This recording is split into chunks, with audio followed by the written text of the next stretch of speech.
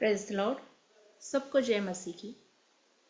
सजीव वाहिनी की ओर से मैं आप सभी का प्रभु यीशु मसीह के नाम में वेलकम करती हूँ, स्वागत करती हूँ। प्रियो, आज की तारीख है 7 दिसंबर 2025 और कुछ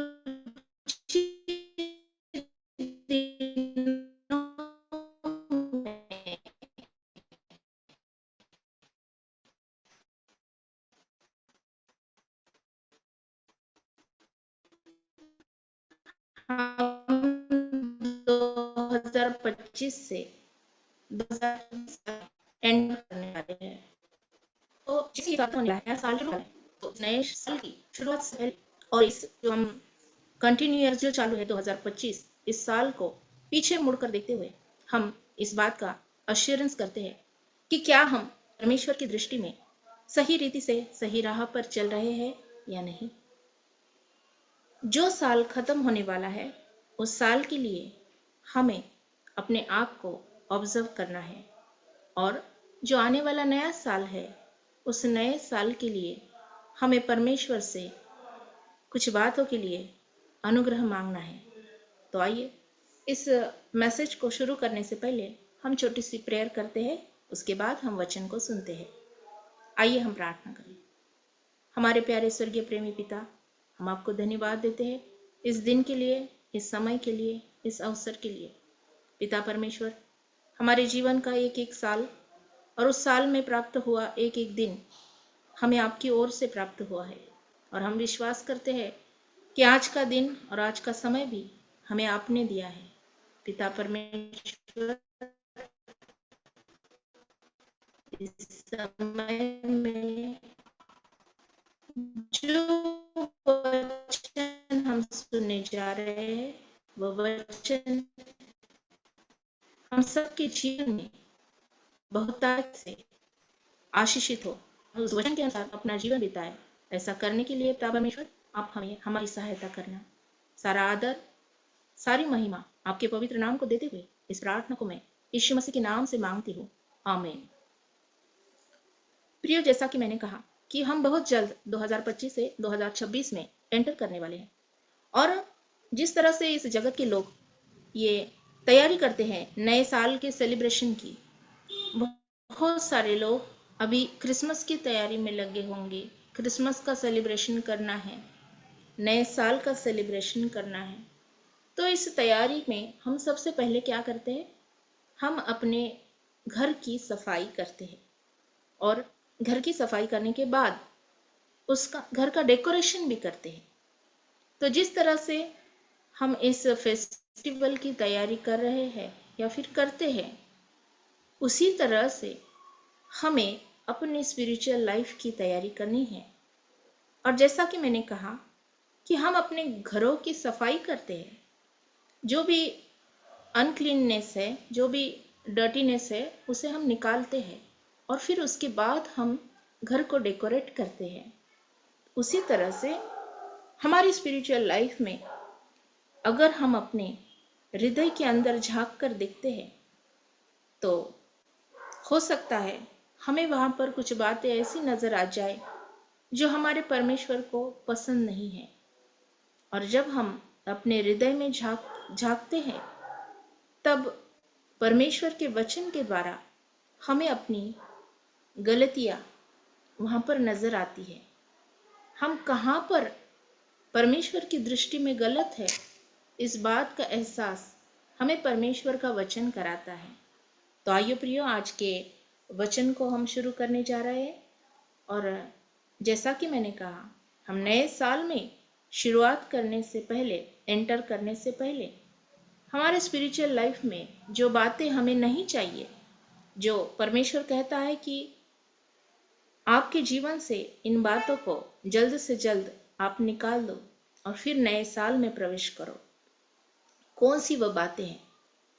पवित्र शास्त्र बाइबल में कुछ बातों का जिक्र किया है।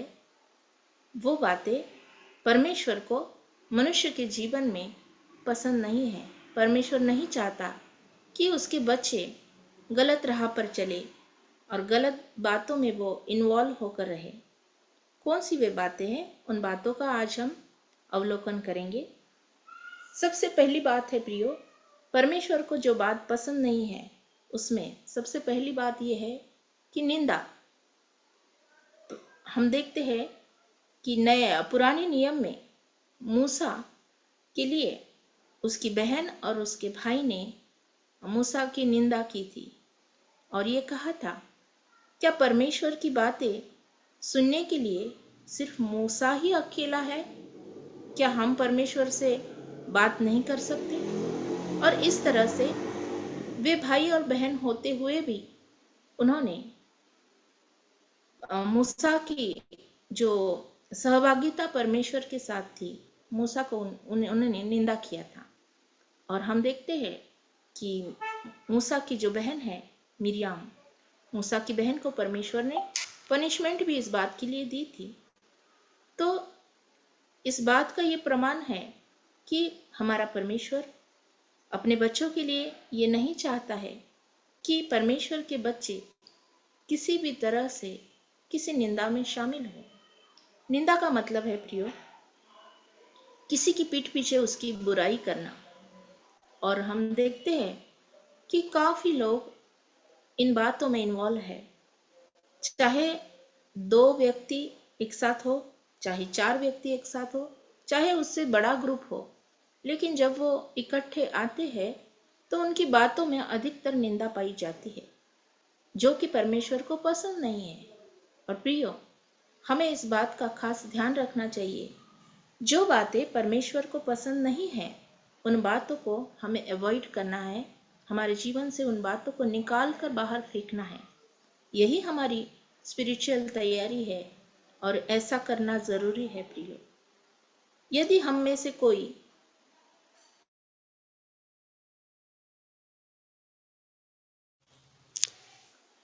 वे दोनों पति पत्नी की वहां पर मृत्यु हो गई, तो हम क्या देखते हैं प्रियो कि झूठ बोलना तो अपराध है। हम सब मानते हैं कि झूठ बोलना अपराध है और हमारे परमेश्वर को वो ये बात पसंद नहीं है। और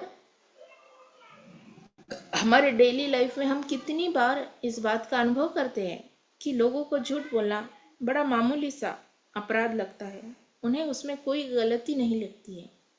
चलते चलते एकदम नेचुरली लोग झूठ बोल जाते हैं और झूठा बिहेवियर तो बड़ी मात्रा में पाया जाता है। लोगों को झूठ बोलने में और झूठा बिहेवियर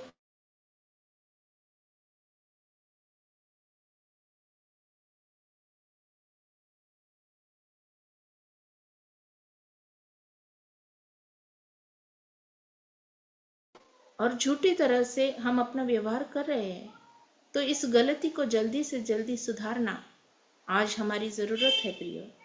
क्यों? परमेश्वर को ये बात पसंद नहीं है। परमेश्वर के बच्चे कभी भी झूठी बात करने में और झूठा व्यवहार करने में कभी शामिल नहीं होंगे प्रियो। यदि आज हमारे जीवन में ऐसी बातें हैं जहां पर हम पल पल झूठ का सहारा लेते हैं, जहां पर हम झूठी बातों में इन्वॉल्व होते हैं, वहां पर हम अपने आप को पीछे कदम हटाना जरूरी है। हम अपने आप में सुधारना करना जरूरी है प्रियो, क्योंकि परमेश्वर को ये बात हमारे जीवन में पसंद नहीं है। उसके बाद जो परमेश्वर को हमारे जीवन से निकालनी है, परमेश्वर नहीं चाहता कि हमारे अंदर ये गलती, ये अपराध रहे, वो बात है दूसरों को दोषी ठहराना। दूसरों को दोषी ठहराना या फिर दूसरों का न्याय इंसाफ करना, ये बात परमेश्वर को पसंद नहीं। हाँ प्रियो, इस बात का जब हम अवलोकन करते हैं तो किसी और को दोषी ठहराने के लिए परमेश्वर ने हमें नियुक्त नहीं किया है, वो अधिकार हमें नहीं है प्रियो, क्योंकि हम में से कोई भी परिपूर्ण नहीं है। हम में से हर एक व्यक्ति गलती करता है। हम में से हर एक व्यक्ति कहीं ना कहीं परमेश्वर की दृष्टि में जो गलत है वो बात करता है। इसके लिए हमें वो अधिकार नहीं कि हम औरों को दोषी ठहराए या फिर दूसरों को दोष दिखाए। इस बात का एक उदाहरण मैं आपको देना चाहती हूँ प्रियो। मत्ती रचित सुसमाचार में उसके 7वें अध्याय के पहले ही पद में परमेश्वर का वचन हमसे ये कहता है कि तुम दूसरों का न्याय मत करना, इसलिए ताकि परमेश्वर तुम्हारा न्याय न करे। क्यों कहा है कि तुम दूसरों का न्याय मत करना, दूसरों को दोषी मत ठहराना? क्योंकि परमेश्वर चाहता है कि मेरे बच्चे हर समय निर्दोष ठहरे, उन पर किसी प्रकार का दोष न लगाया जाए। हाँ प्रियो, जैसे हमारा परमेश्वर हमारे अपराधों को माफ करता है, हमें किसी प्रकार का दोष नहीं लगाता है, ठीक उसी तरह से हमें भी एक दूसरे के दोष नहीं खोजने हैं, नहीं ढूंढने हैं हमें एक दूसरे के दोष। और एक दूसरे से बात करते समय उनकी जो गलतियां हैं, उनके जो भी दोष है, उन पर भी हमें अपनी उंगली नहीं रखना है, उन्हें किसी प्रकार का दोष हमें नहीं देना है। उसके बाद प्रियो, परमेश्वर को जो बात अच्छी नहीं लगती, नहीं भाती, परमेश्वर चाहता है कि परमेश्वर के बच्चों के साथ उनके जीवन में ये बातें नहीं होनी चाहिए। उसमें एक बात है, माफ न करना। किसी को माफ न करना प्रियो, एक बड़ा अपराध है, क्योंकि जिसका हृदय कठोर है वही व्यक्ति दूसरों को माफ नहीं कर सकता। और ये बात परमेश्वर को पसंद नहीं है प्रियो। क्यों? क्योंकि परमेश्वर स्वयं हमें माफ करने वाला परमेश्वर है। हम सब जानते हैं कि हम में से कोई भी निर्दोष नहीं है, हम में से कोई ऐसा व्यक्ति नहीं है कि जिसने अपराध नहीं किया, जिसने पाप नहीं किया। लेकिन पिता परमेश्वर ने प्रभु यीशु मसीह के द्वारा हमें माफी दी है। प्रभु यीशु का क्रूस पर जो बलिदान हुआ है, उस बलिदान के द्वारा हर एक गुनाह की, हर एक अपराध की हमें माफी मिली है प्रियो। और अगर हमारा स्वर्गीय पिता हमें माफ करता है, तो ये हमारा कर्तव्य है कि हमें भी हमारे हर एक अपराधी को माफ करना है। क्योंकि जब हम लॉर्ड्स प्रेयर कहते हैं, उसमें एक वाक्य है प्रियो कि जैसे आपने हमारे अपराधों को माफ किया है, हमें भी अपने अपराधियों को माफ करने में सहायता कर। हाँ मेरे प्रियो, अगर हमारा परमेश्वर हमारे सारे गुनाहों को माफ कर सकता है, तो हम दूसरों को माफ क्यों नहीं कर सकते? चाहे उनका अपराध छोटा हो चाहे बड़ा हो, चाहे उनकी गलती छोटी हो चाहे बड़ी हो, लेकिन जैसा कि परमेश्वर हमसे कहता है, तुम्हें आपस में प्रेम रखना है, तुम्हें आपस में क्षमा करनी है, माफ करना है। और यदि तुम ऐसा करोगे तो परमेश्वर भी हमारे अपराधों को निश्चय माफ करेगा, हमें भी माफी मिलेगी प्रियो।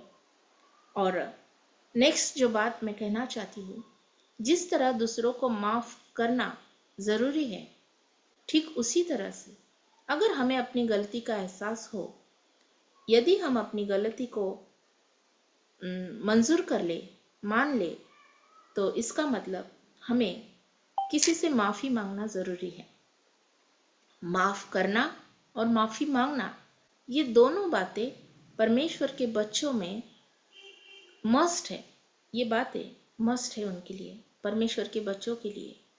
क्योंकि परमेश्वर चाहता है कि जैसा वो परिपूर्ण है, वैसे ही उसके बच्चे भी परिपूर्ण हो, उनमें कोई गलती, कोई अपराध, कोई दोष ढूंढ कर भी ना मिले। ये परमेश्वर की इच्छा हमारे जीवन के लिए है। और इसलिए परमेश्वर की इच्छा हमसे ये कहती है कि जिस तरह से तुम्हें औरों को माफ करना है, ठीक उसी तरह से अगर तुम अपने आप को कहीं गलती में पाते हो, अपने आप को दोषी पाते हो, तो सामने वाले व्यक्ति से जाकर माफी मांगो, उसको सॉरी कहो, उसको माफी मांगना जरूरी है प्रियो। और माफी मांगना हमारी नम्रता है, माफी मांगना हमारा हम्बल बिहेवियर है, जो परमेश्वर को भाता है। एक हम्बल व्यक्ति हमेशा परमेश्वर पसंद करता है, और उसकी जो नम्रता है, उस नम्रता को परमेश्वर पसंद करता है। इसलिए इस बात का हमें स्मरण करना है कि जिस तरह से हमारे अपराधी को माफ करना ये एक अच्छी क्वालिटी है, अच्छा गुण है, वैसे ही यदि हम अपराधी हैं तो हमें ये बात जरूरी है कि हम अपने अपराध की, अपनी गलती की माफी मांगे। नेक्स्ट एक बात है जो परमेश्वर हमारे जीवन में नहीं देखना चाहता। यदि हम परमेश्वर को अपना स्वर्गीय पिता कहते हैं और यदि हम अपने आप से ये कहते हैं कि हाँ मैं परमेश्वर से प्रेम रखता हूँ, तो हमें परमेश्वर की आज्ञाओं को मानना है प्रियो। क्योंकि ऐसा हो ही नहीं सकता कि कोई कहता है कि मैं परमेश्वर से प्रेम करता हूँ और परमेश्वर की आज्ञा को न माने, तो वो अपने आप से झूठ कह रहा है, झूठा दिलासा दे रहा है वो खुद को। ऐसा ही हो ही नहीं सकता। यदि हम परमेश्वर से प्रेम करते हैं तो हमें परमेश्वर की आज्ञाओं को मानना है, और जो बात परमेश्वर को पसंद नहीं है तो हमें उन बातों को अपने जीवन से निकालना है। और एक बात है प्रियो जो परमेश्वर को नहीं भाती, नहीं अच्छी लगती, वो बात है प्रियो घमंड। घमंडी इंसान परमेश्वर को पसंद नहीं है। किसी भी प्रकार का घमंड हो सकता है प्रियो। किसी को अपने धन दौलत का घमंड हो सकता है, किसी को अपने अच्छे रूप रंग का घमंड हो सकता है, किसी को अपनी जो समाज में उसकी जो इज्जत है, जो भी वो प्रसिद्ध है, तो इस बात का व्यक्ति को घमंड हो सकता है। हर एक प्रकार के घमंड से दूर रहना ये हमारा कर्तव्य है प्रियो। क्योंकि परमेश्वर के बच्चे हमेशा नम्र रहते हैं, उन्हें किसी बात का घमंड अपने जीवन में नहीं होता है प्रियो। और घमंड के लिए मैं और एक बात आपसे कहना चाहती हूँ कि एक अलग प्रकार का घमंड है जिसे इंग्लिश में स्पिरिचुअल प्राउड कहा जाता है प्रियो। क्या है स्पिरिचुअल प्राउड? इस बात का विश्लेषण करने के लिए मैं आपको नए सुसमाचार में प्रभु यीशु मसीह ने एक उदाहरण दिया था प्रार्थना के विषय में। परमेश्वर के भवन में दो व्यक्ति प्रार्थना के लिए जाते हैं और उनमें से एक व्यक्ति जो कि परूसी शास्त्री होता है, उनमें से एक व्यक्ति परमेश्वर से प्रार्थना करते हुए ये कहता है कि हे मेरे परमेश्वर, मैं आपको धन्यवाद देता हूँ कि मैं इस पापी जो चुंगी लेने वाला है उस इंसान जैसा नहीं हूँ। मैं हफ्ते में 2 बार उपवास करता हूँ, मैं तुम्हारे सारे विधि नियम और जो टैक्स देना है, जो दशमांश देना है, मैं वो दशमांश भी नियत रूप से परमेश्वर के भवन में चढ़ाता हूँ। तो मैं इन सारी अच्छी बातों के लिए आपको धन्यवाद देता हूँ। और एक दूसरा व्यक्ति भी परमेश्वर के भवन में प्रार्थना के लिए जाता है। वो कौन है? वो एक टैक्स कलेक्टर है, चुंगी लेने वाला है।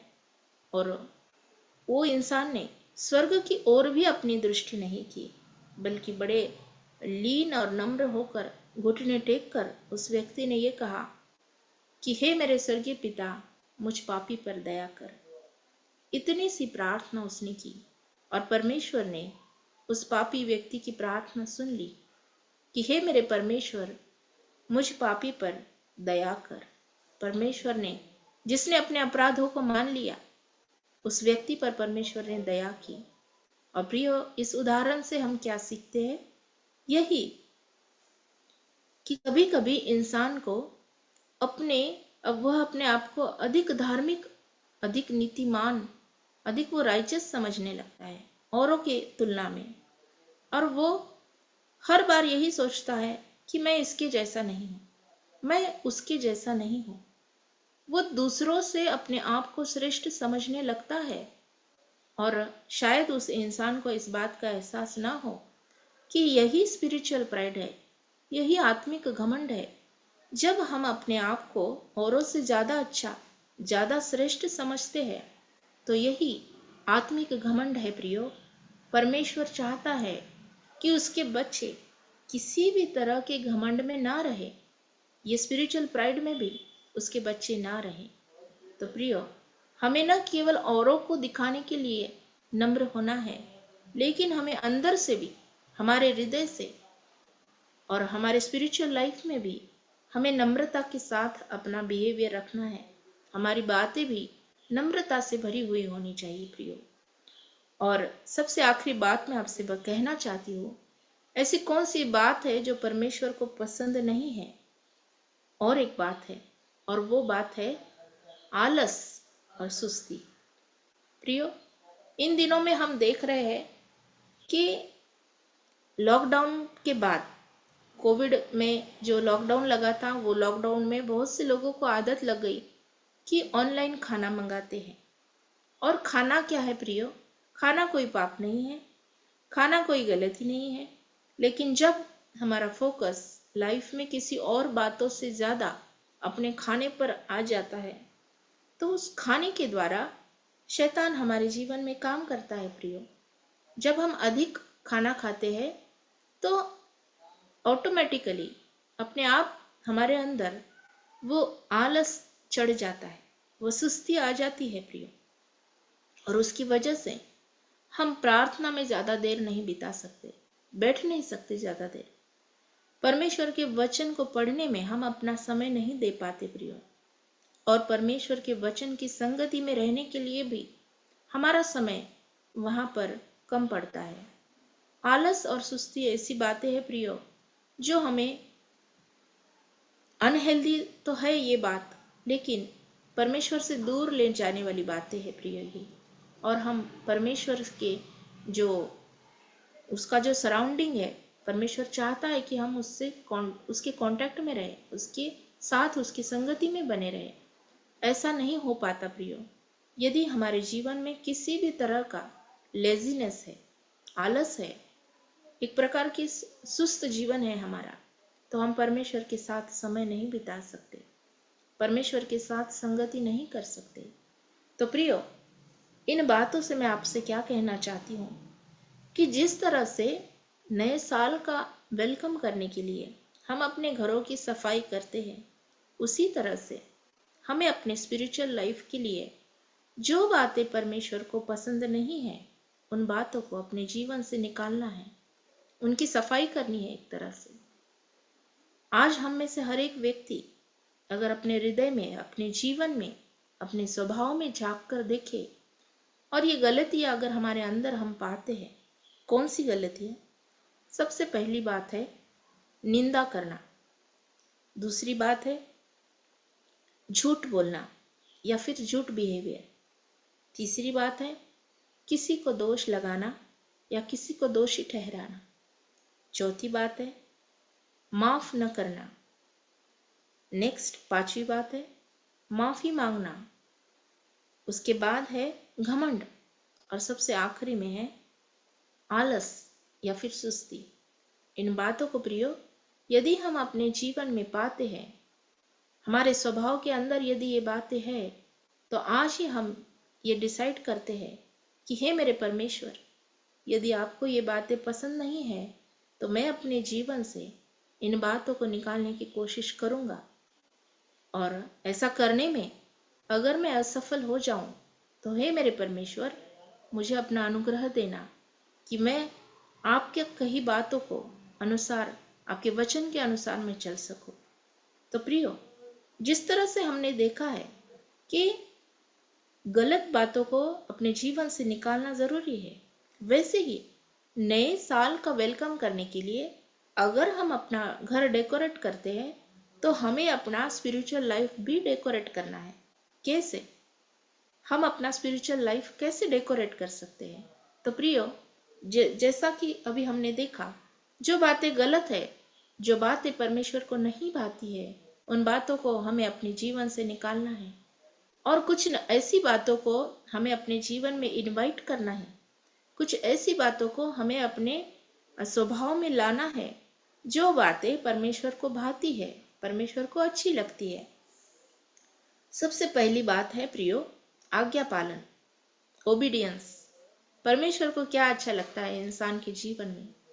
परमेश्वर को मनुष्य का आज्ञा पालन करना अच्छा लगता है, और ये बात बड़ी स्वाभाविक है प्रियो। जैसा कि हम देखते हैं परिवार में यदि बच्चे अपने माता पिता की आज्ञा को मानते हैं, ओबीडियंस के साथ रहते हैं, तो माता पिता बड़े प्रसन्न रहते बच्चों से और बच्चों को वो ब्लेसिंग देते हैं।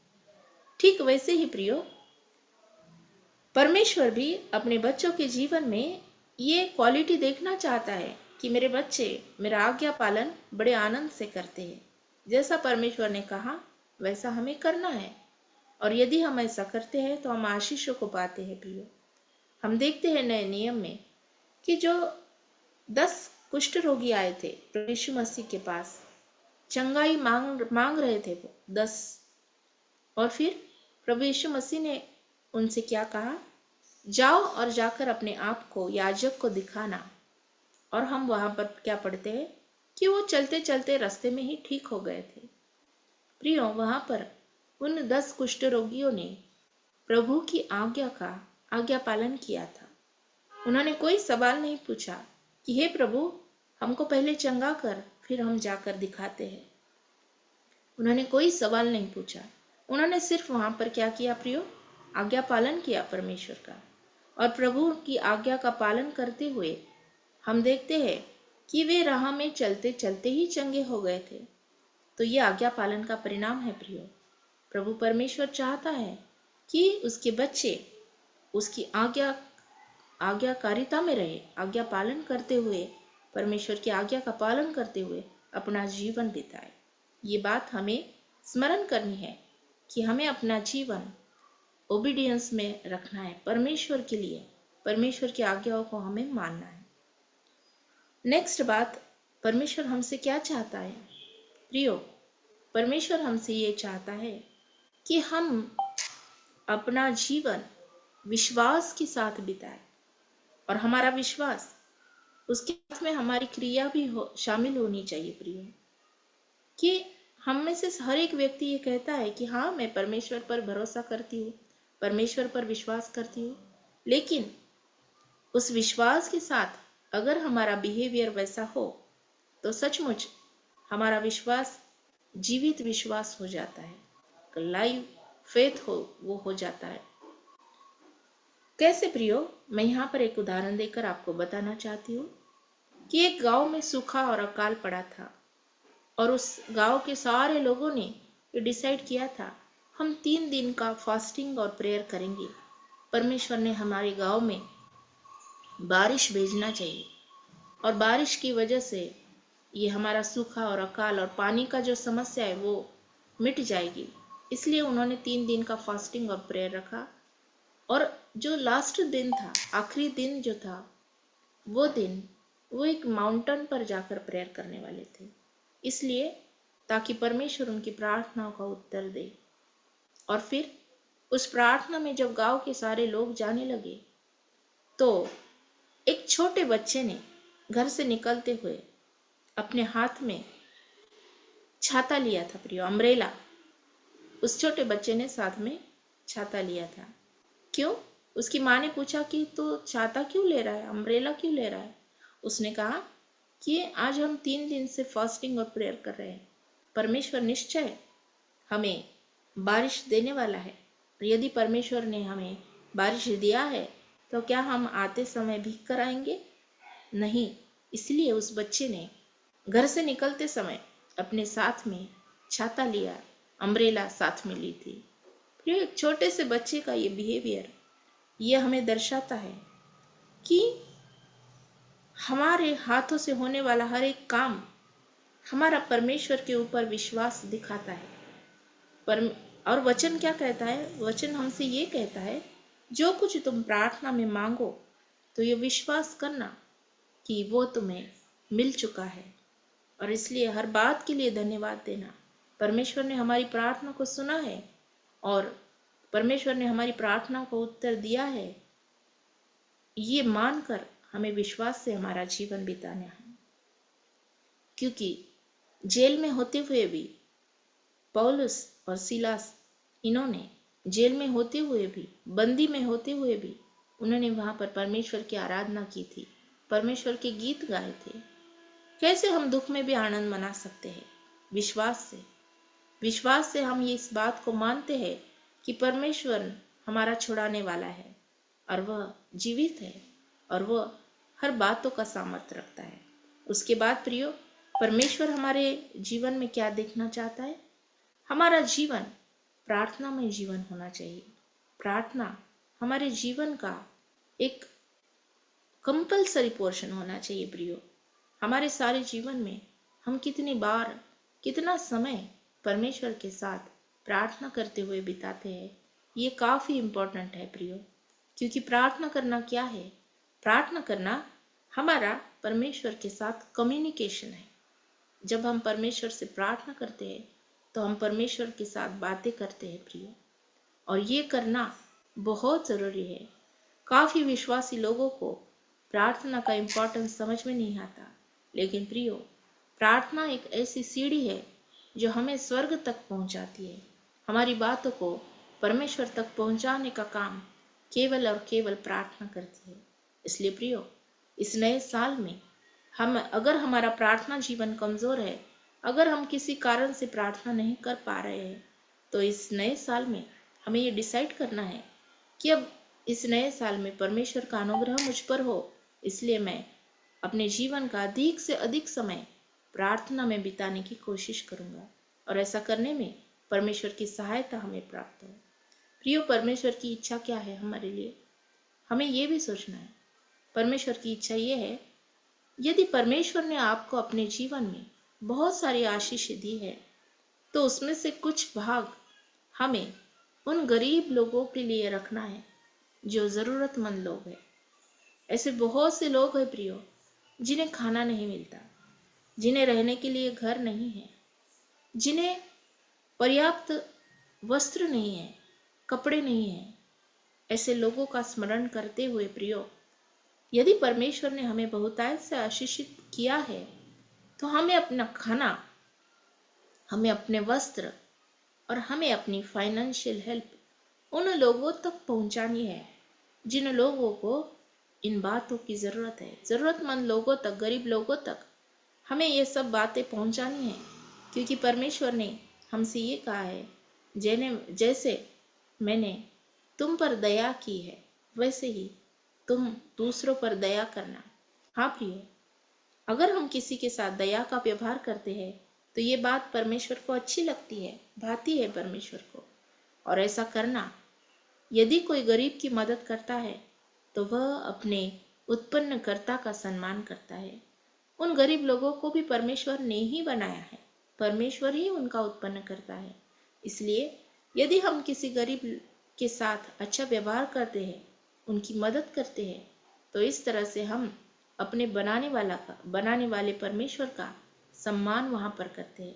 और परमेश्वर ने अपने वचन के द्वारा ये कहा है, इस बात का प्रतिफल मैं तुझे निश्चय दूंगा, मेरे नाम से तुमने ये काम धरती पर करने हैं। हाँ मेरे प्रियो, मैं यहाँ पर आपसे कहना चाहती हूँ कि परमेश्वर की इच्छा ये है कि मेरे बच्चे इस धरती पर रहते हुए और इस पृथ्वी पर रहते हुए उन भले कामों में सबसे आगे रहे, जिन भले कामों के द्वारा स्वर्गीय आशीष हमें प्राप्त होती है। और सबसे आखिरी बात प्रियो, मैं आपसे कहना चाहती हूँ कि हमारा और परमेश्वर का एक पर्सनल रिलेशन है, एक वैयक्तिक हमारी सहभागिता है परमेश्वर के साथ। जिस तरह से बच्चे किसी भी समय हक से अपने माता पिता से कुछ भी मांग सकते हैं, और बच्चे अपने माता पिता के पास दौड़ते हुए जाते हैं कि हमें मदद की जरूरत है, उसी तरह से प्रियो, हमें जीवन की किसी भी समस्या का सामना करना हो, कोई बात नहीं, हमें सबसे पहले अपने परमेश्वर के पास जाना है, अपने परमेश्वर से अपनी समस्या को बताना है, और इस समस्या का जो भी हल है, वो उस हल को हमें सिर्फ और सिर्फ परमेश्वर के द्वारा प्राप्त करना है। और यदि हम ऐसा करते हैं प्रियो, तो हम परमेश्वर को प्रसन्न करते हैं। परमेश्वर इस बात से प्रसन्न होता है प्रियो, क्योंकि हम देखते हैं कि पुराने नियम में राजा दाऊद ने अपने जीवन के हर मुश्किल, हर कठिनाई में सिर्फ और सिर्फ परमेश्वर का सहारा लिया था। वह सबसे पहले परमेश्वर से जाकर बात करता था, परमेश्वर से पूछता था कि मैं क्या करूं, मैं इस लड़ाई में जाऊं या ना जाऊं, क्या तू मुझे जय देगा। इस तरह से राजा दाऊद ने परमेश्वर के साथ अपना पर्सनल रिलेशन बहुत ही अच्छी रीति से मेंटेन किया था। वह परमेश्वर के साथ एक मित्र के समान चलता था, और इसीलिए राजा दाऊद के विषय में परमेश्वर कहता है कि ये मेरा चुना हुआ है, और ये राजा मेरे दिल के अनुसार, मेरे मन के अनुसार प्राप्त हुआ है। हाँ प्रियो, जिस तरह से राजा दाऊद ने परमेश्वर को प्रसन्न किया, ठीक उसी तरह से हम भी परमेश्वर को प्रसन्न कर सकते हैं। और इस नए साल में आइए हम ये निर्णय लेते हैं कि जो बातें हमारे परमेश्वर को भाती है, हमारे परमेश्वर को अच्छी लगती है, हम उन बातों को अपने जीवन में एक प्रयास के साथ अपने जीवन में इनवाइट करें। जो जो बातें परमेश्वर को भाती है, परमेश्वर को हमारा आज्ञा पालन अच्छा लगता है, परमेश्वर को हमारा प्रार्थना का जीवन अच्छा लगता है, परमेश्वर को हमारे जीवन में विश्वास अच्छा लगता है, यदि हम किसी जरूरतमंद की, गरीब की मदद करते हैं, ये बात परमेश्वर को भाती है। और यदि हम परमेश्वर के साथ अपना रिश्ता गहरा बनाते हैं तो ये बात भी परमेश्वर को भाती है।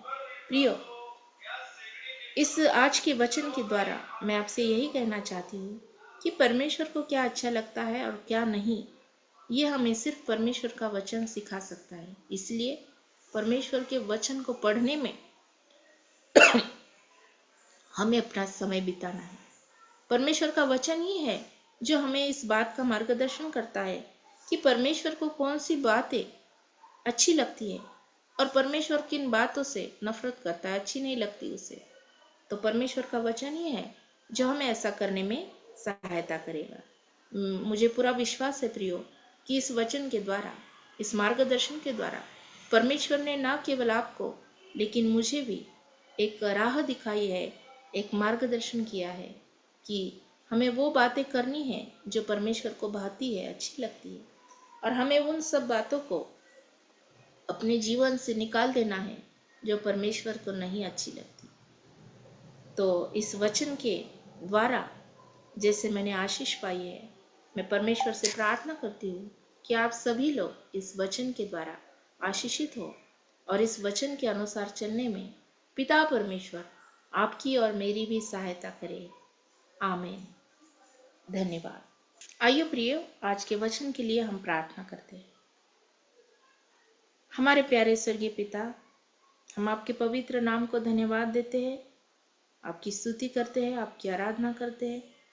और पिता परमेश्वर, आज के दिन के लिए, आज के समय के लिए विशेष रूप से हम आपके आभारी हैं। पिता परमेश्वर, आज हमने जो वचन सुना है 2025 साल के अंत में और 2026 साल की शुरुआत करने से पहले जो एक विशेष मार्गदर्शन आपके वचन के द्वारा आज हमने पाया है कि हमें उन बातों को अपने जीवन से निकालना है जो बातें हमारे परमेश्वर को नहीं अच्छी लगती, और जिन बातों को हमारा परमेश्वर पसंद करता है, हम वैसी सारी बातों को परमेश्वर के अनुग्रह के द्वारा हम उन बातों का अंगीकार करें, हम उन बातों को फॉलो करें जो बातें हमारे परमेश्वर को पसंद है।